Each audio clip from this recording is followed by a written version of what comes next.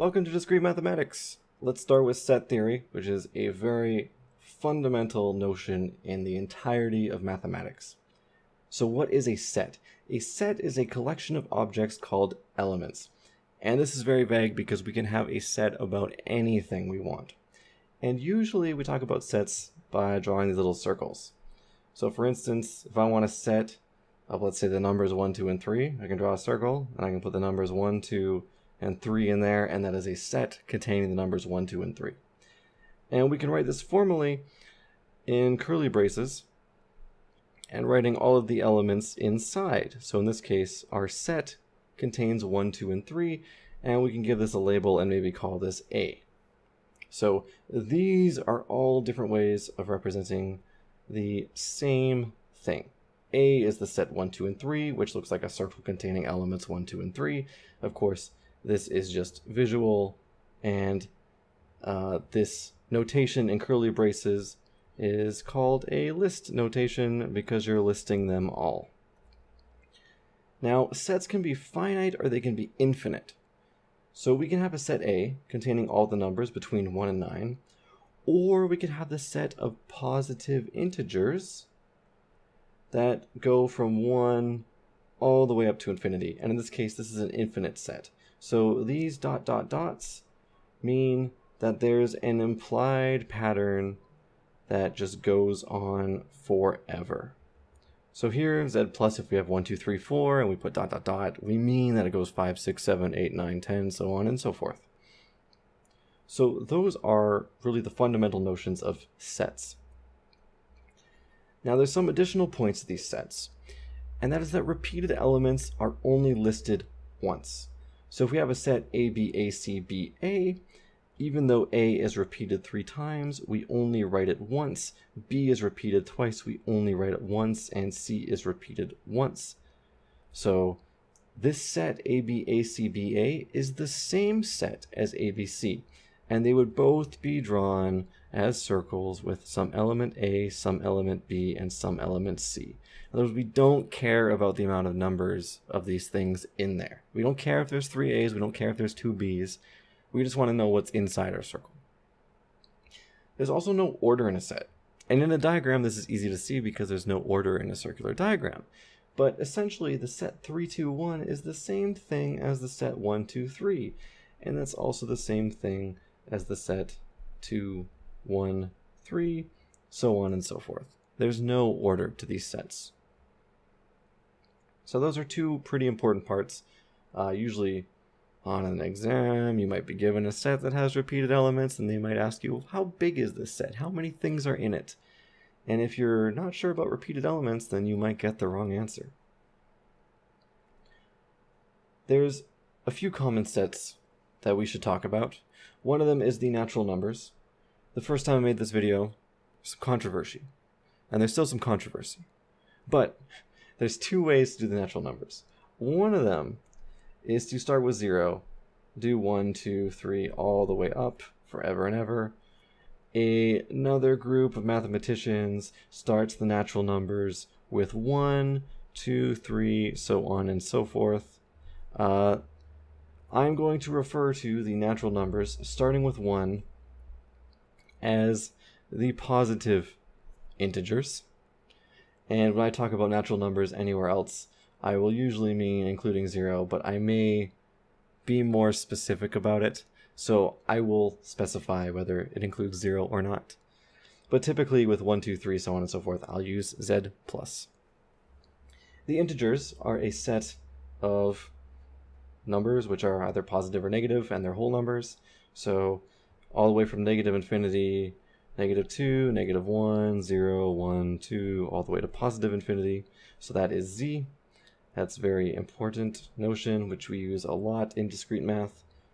And then rational numbers. Oh, these are kind of hard to list.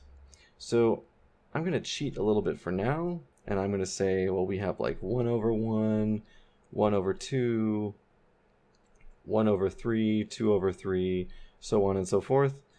And in a few slides, we'll figure out a better way to write this. So of course, rational numbers are any numbers you can write as a fraction. So elements and cardinality. Now we know what sets are. Now we know some additional pointers about sets. We know some common sets, but we want to be able to talk about the things in those sets and how big those sets are. So I have C, and I have a set containing yellow, blue, and red. So these are the primary colors. In fact, sets don't have to be all mathematics. They can be words too and have meaning in the real world. So I want to say something like yellow is an element of C. And this means that yellow is inside of our set C. Now, how do we write this? Well, we have an element yellow, and we want to say it's part of a set C. So in order to write this in notation, we use this epsilon. So yellow is in the set C. What about saying green is not in the set C? So I want to say green is not in here. In fact, we don't see it in the set C. So what do we do to say green is not in C? Well, we use the set membership symbol, and we just put a line through it to mean green is not in our set C. How do we talk about the size of this? How do we say the size of C is 3, which means the amount of things in C is 3. There are 3 different elements in C. Well, we just draw these absolute value bars around it. So we say that the absolute value, or the size of C, is equal to 3. And that's just that the cardinality of C is 3. So now we can talk about whether things are in our sets and how many things are in our sets.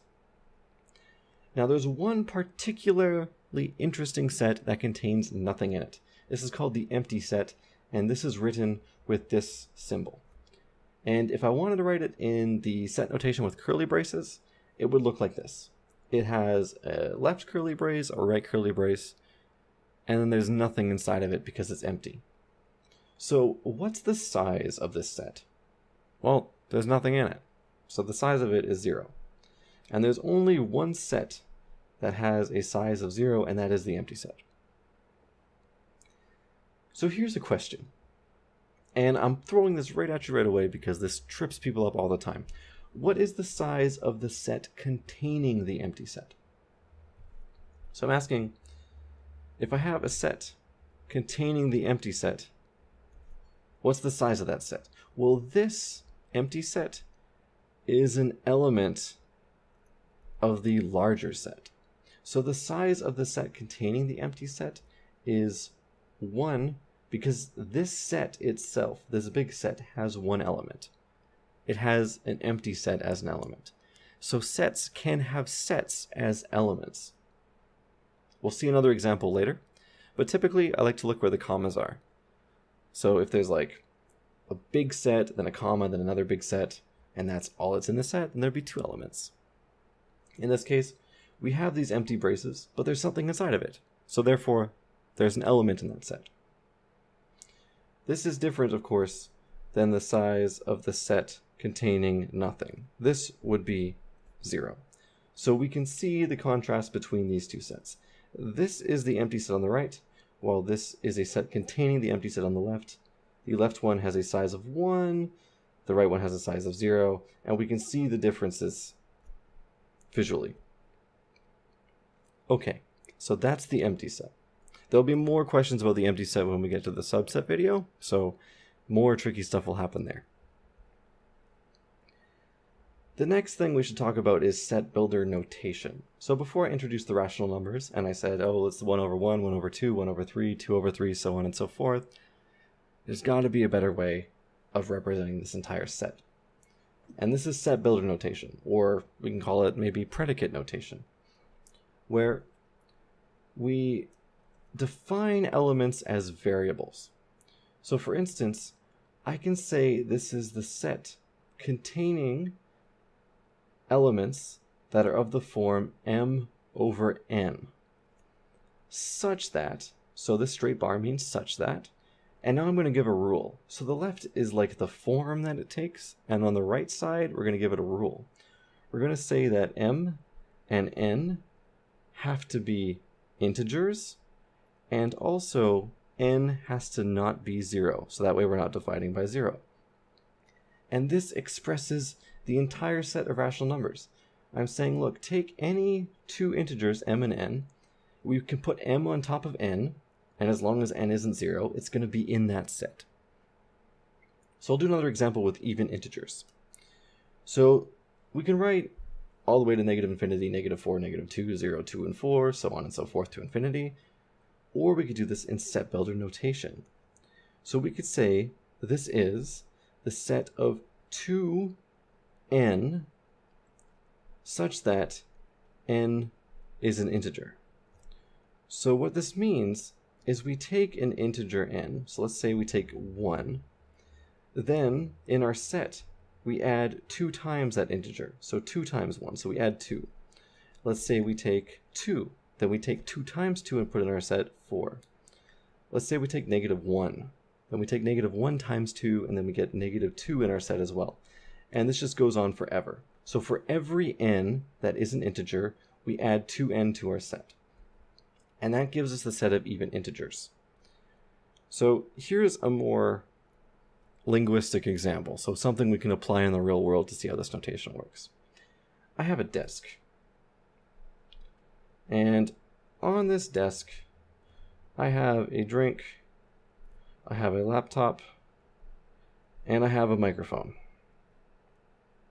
And there's some other things on my desk that I could list, but let's just say my desk only has these 3 things. Now, this is one way I can talk about things. I can say I got this drink, this laptop, and this microphone on my desk.